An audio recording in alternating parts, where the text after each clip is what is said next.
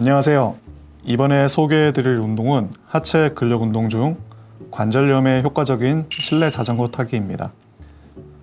관절염 중간 단계 이상 진행되면 무릎 주변 근육의 역할은 굉장히 중요해집니다. 한번 진행이 시작된 관절염은 빠르게 진행하고 통증으로 인해 활동량이 줄어 근육마저 약해지면 관절염이 더욱 빠르게 나빠질 수 있기 때문입니다. 실내 자전거 타기는 무릎에 무리를 거의 안 주면서도 근육을 강하게 만들어 관절염 악화 속도를 늦추는데 가장 효과적인 운동입니다. 실내 자전거는 오래 앉아 있어도 불편하지 않을 정도로 적당히 넓은 안장과 등받이가 있는 자전거가 좋습니다. 또한 체형에 따른 적절한 무릎 각도를 유지하기 위해 안장의 길이를 조절할 수 있는 자전거를 추천드립니다. 편안하게 등받이에 몸을 기대어 손은 안장 옆 손잡이를 잡습니다. 안장 옆 손잡이가 없을 경우 앞 손잡이를 잡아도 되지만 허리가 과도하게 굽지 않도록 합니다. 실내 자전거 운동 시 가장 중요한 건 페달을 돌릴 때의 무릎 각도입니다. 무릎을 구부리는 각도는 자전거의 종류에 따라 약간의 차이는 있을 수 있겠지만 무릎을 완전히 폈을 때의 무릎 각도를 기준으로 10에서 15도 정도가 가장 좋습니다.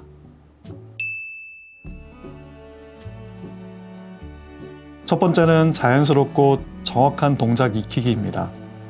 자전거를 통해 무릎에 구부리고 펴는 동작과 함께 고관절과 발목의 자연스러운 움직임을 만들어 편안한 느낌을 가져야 합니다. 그래서 처음 자전거를 탈 때는 낮은 강도로 시작해서 동작을 정확하게 만드는데 더욱 신경 써야 합니다. 두 번째는 페달링 시 관절의 정확한 정렬입니다. 페달링 시 발에 힘이 주어지는 부위는 발의 앞이나 뒤가 아닌 정중앙이 되어야 하고 어느 위치에서나 발목의 각도는 90도 정도를 유지하는 것이 중요합니다. 또한 고관절과 무릎, 발목 관절은 일직선으로 유지되어야 하며 그렇지 않은 자세는 주의해야 합니다.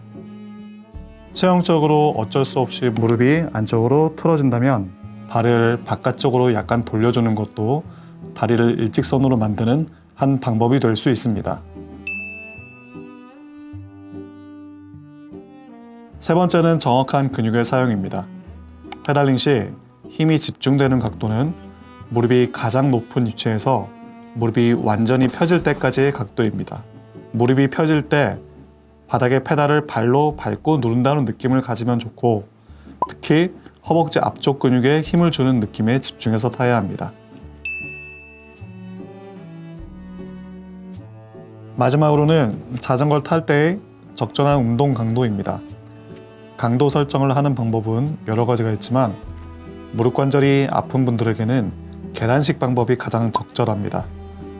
시작할 때는 크게 부담이 없이 관절을 부드럽게 만든다는 느낌으로 가볍게 시작해서 타고 5분이 지나면 한 단계 혹은 두 단계 정도 올려서 다시 5분을 탑니다.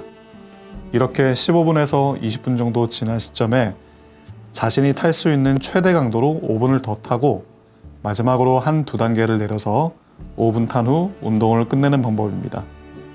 최대 강도로 함은 보통 일반 자전거를 탈 때 오르막을 오르는 느낌이 드는 강도, 자전거를 타는 회전 속도 50에서 60rpm을 유지하면서 허벅지에 힘든 느낌을 지속시키는 강도라고 생각해 주시면 될 것 같습니다.